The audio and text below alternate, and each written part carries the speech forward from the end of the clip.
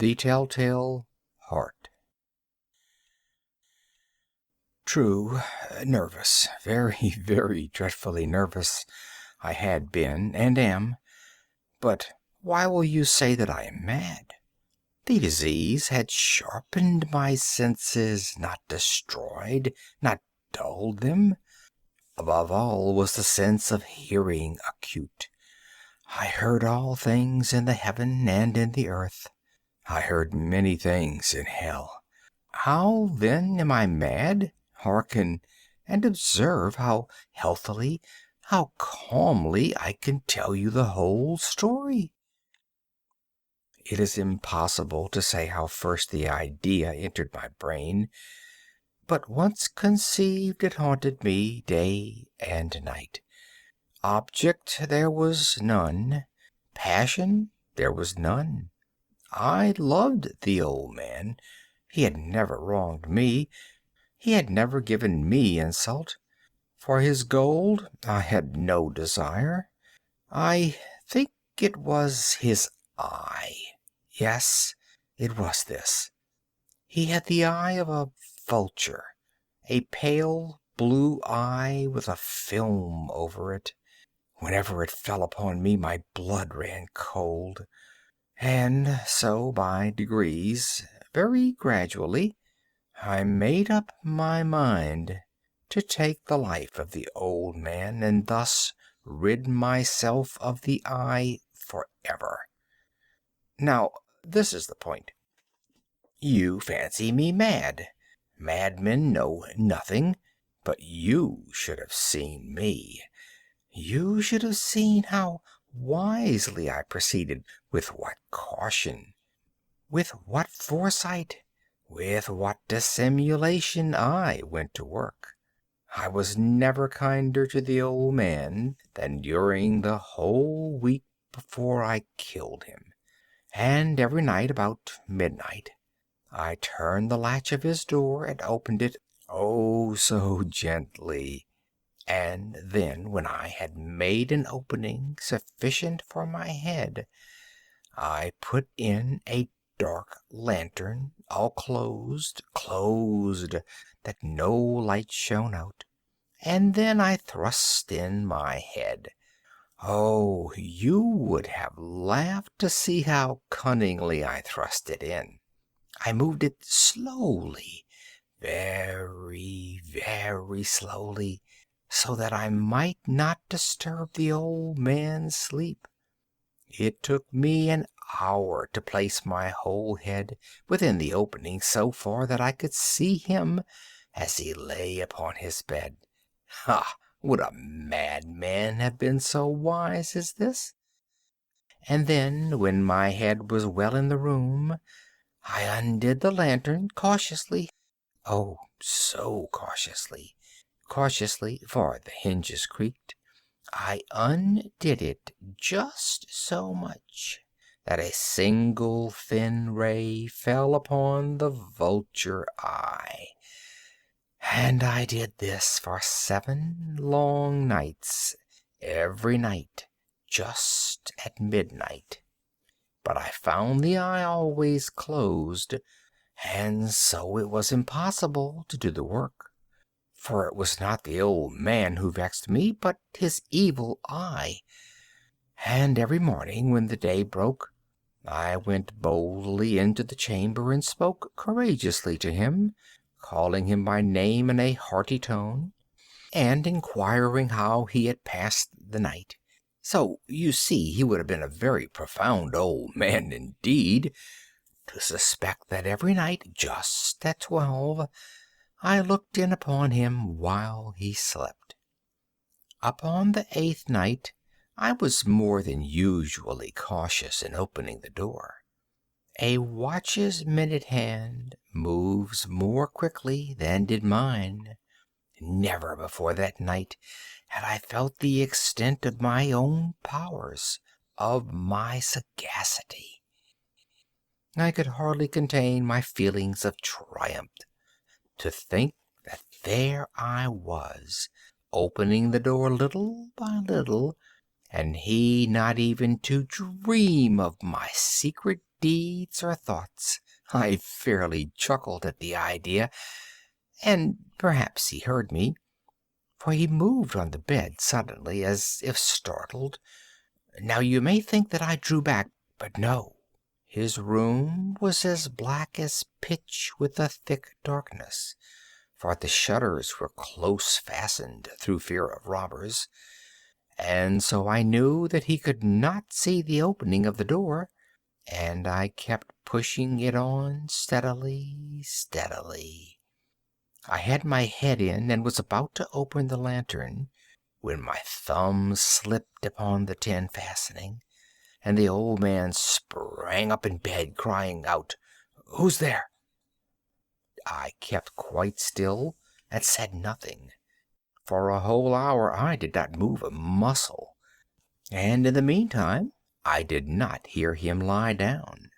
He was still sitting up in the bed, listening, just as I have done night after night, hearkening to the death watches in the wall.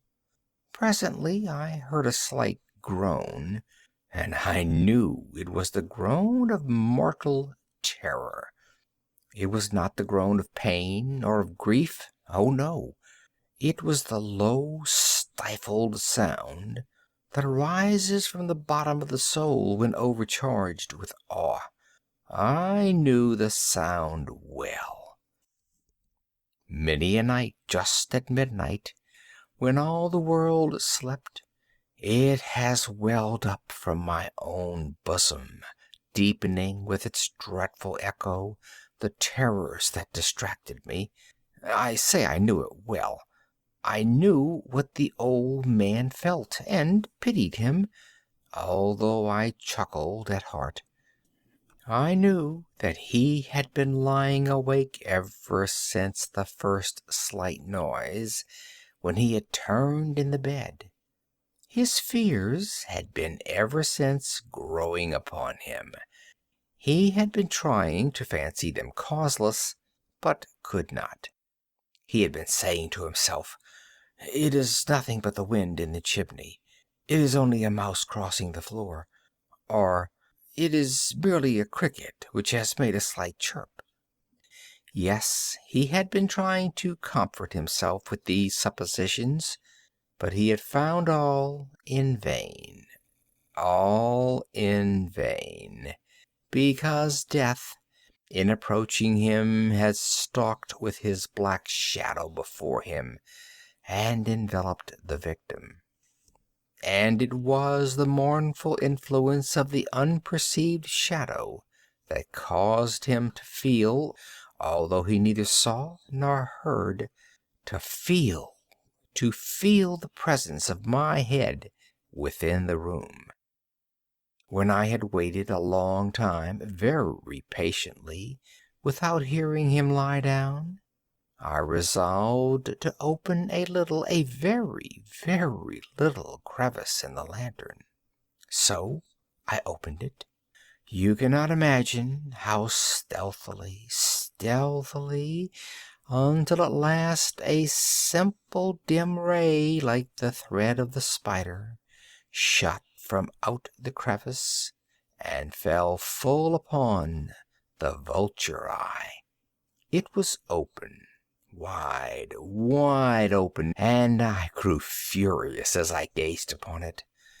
I saw it with perfect distinctness, all a dull blue, with a hideous veil over it that chilled the very marrow of my bones. But I could see nothing else of the old man's face or person, for I had directed the ray as if by instinct precisely upon the damned spot. And have I not told you that what you mistake for madness is but over acuteness of the sense? Now, I say, there came to my ears a low, dull, quick sound, such as a watch makes when enveloped in cotton. I knew that sound well, too. It was the beating of the old man's heart. It increased my fury, as the beating of a drum stimulates the soldier into courage. But even yet I refrained and kept still. I scarcely breathed. I held the lantern motionless. I tried how steadily I could maintain the ray upon the eye. Meantime, the hellish tattoo of the heart increased. It grew quicker and louder every instant. The old man's terror must have been extreme. It grew louder, I say, louder every moment. Do you mark me well? I have told you that I am nervous. So I am. And now, at the dead hour of the night, amid the dreadful silence of that old house, so strange a noise as this excited me to uncontrollable terror. Yet for some minutes longer I refrained and stood still. But the beating grew louder. I thought the heart must burst, and now a new anxiety seized me. The sound would be heard by a neighbor. The old man's hour had come. With a loud yell, I threw open the lantern and leaped into the room. He shrieked once, only once. In an instant I dragged him to the floor and pulled the heavy bed over him. I then smiled gaily to find the deed so far done. But for many minutes the heart beat on with a muffled sound. This, however, did not vex me. It could not be heard through the wall. At length it ceased. The old man was dead. I removed the bed and examined the corpse. Yes, he was stone dead. I placed my hand upon the heart and held it there many minutes. There was no pulsation. He was stone dead. His eye would trouble me no more. If you still think me mad, you will think so no longer when I describe the wise precautions I took for the concealment of the body. The night waned, and I worked hastily, but in silence. First of all, I dismembered the corpse. I cut off the head and the arms and the legs. I then took up 3 planks from the flooring of the chamber, and deposited all between the scantlings. I then replaced the boards so cleverly, so cunningly, that no human eye, not even his, could have detected anything wrong. There was nothing to wash out, no stain of any kind, no blood spot whatever. I had been too wary for that.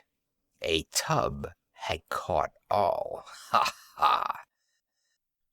When I had made an end of these labors, it was 4 o'clock, still dark as midnight. As the bell sounded the hour, there came a knocking at the street door.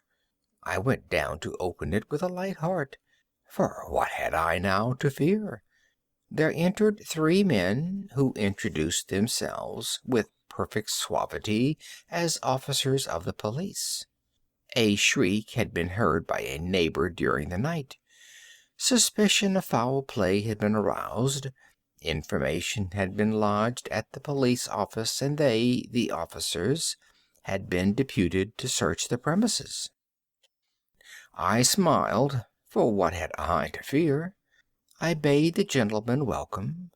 The shriek, I said, was my own in a dream. The old man I mentioned was absent in the country. I took my visitors all over the house. I bade them search well. I led them at length to his chamber. I showed them his treasures, secure, undisturbed. In the enthusiasm of my confidence, I brought chairs into the room, and desired them here to rest from their fatigues, while I myself, in the wild audacity of my perfect triumph, placed my own seat upon the very spot beneath which reposed the corpse of the victim. The officers were satisfied. My manner had convinced them. I was singularly at ease. They sat while I answered cheerily. They chatted of familiar things. But ere long I felt myself getting pale and wished them gone. My head ached, and I fancied a ringing in my ears. But still they sat and still chatted. The ringing became more distinct. It continued and became more distinct. I talked more freely to get rid of the feeling, but it continued and gained definiteness, until at length I found that the noise was not within my ears. No doubt I now grew very pale, but I talked more fluently and with a heightened voice. Yet the sound increased, and what could I do? It was a low, dull, quick sound, much such a sound as a watch makes when enveloped in cotton. I gasped for breath, and yet the officers heard it not. I talked more quickly, more vehemently, but the noise steadily increased. I arose and argued about trifles in a high key and with violent gesticulations, but the noise steadily increased. Why would they not be gone? I paced the floor to and fro with heavy strides, as if excited to fury by the observations of the men, but the noise steadily increased. Oh, God! What could I do? I foamed, I raved, I swore. I swung the chair upon which I had been sitting, and grated it upon the boards, but the noise arose over all and continually increased. It grew louder, louder, louder, and still the men chatted pleasantly and smiled. Was it possible they heard not? Almighty God! No, no! They heard! They suspected! They knew! They were making a mockery of my horror! This I thought, and this I think. But anything was better than this agony. Anything was more tolerable than this derision. I could bear those hypocritical smiles no longer. I felt that I must scream or die, and now, again, hark! Louder, louder, louder, louder! Villains! I shrieked. Dissemble no more. I admit the deed. Tear up the planks. Here, here. It is the beating of his hideous heart.